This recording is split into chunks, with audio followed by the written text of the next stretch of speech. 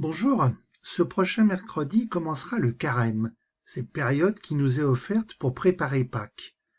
Lors de la célébration, nous écouterons un passage du livre de Joël. C'est un livre prophétique qui est très court. Joël, c'est un prophète dont nous ne savons rien de sa vie et qui a probablement vécu environ 700 ans avant Jésus. Dans son livre, Joël parle de catastrophe, il parle de la venue du jour du Seigneur. En quelque sorte, pour faire réfléchir, il fait peur à ses auditeurs. Il appelle les croyants à se repentir du mal qu'ils ont fait. Écoute. Maintenant, oracle du Seigneur, revenez à moi de tout votre cœur, dans le jeûne, les larmes et le deuil. Déchirez vos cœurs et non pas vos vêtements, et revenez au Seigneur votre Dieu, car il est tendre et miséricordieux, lent à la colère et plein d'amour, renonçant au châtiment. Qui sait, il pourrait revenir, il pourrait renoncer au châtiment et laisser derrière lui sa bénédiction. Alors vous pourrez présenter offrandes et libations au Seigneur votre Dieu.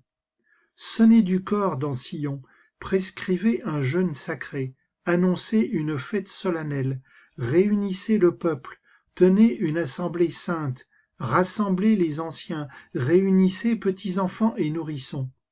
Que le jeune époux sorte de sa maison, que la jeune mariée quitte sa chambre.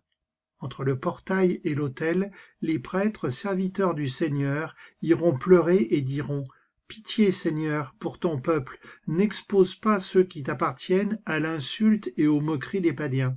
Faudra-t-il qu'on dise « Où donc est leur Dieu ?» Et le Seigneur s'est ému en faveur de son pays, il a eu pitié de son peuple.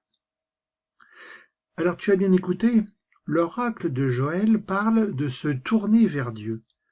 En langue plus savante, on dit se convertir.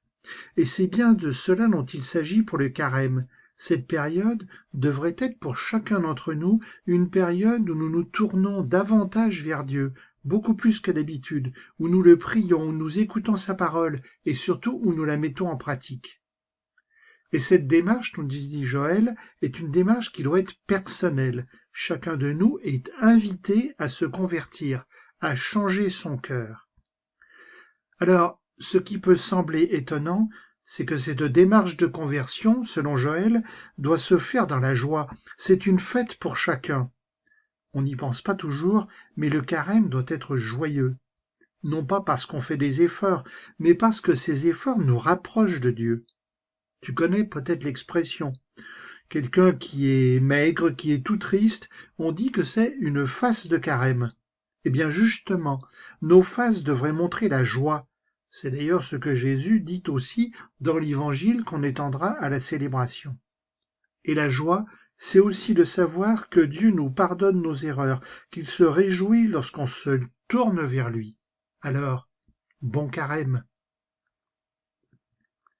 Jésus, prends mes yeux, mes regards blessants et mes aveuglements égoïstes.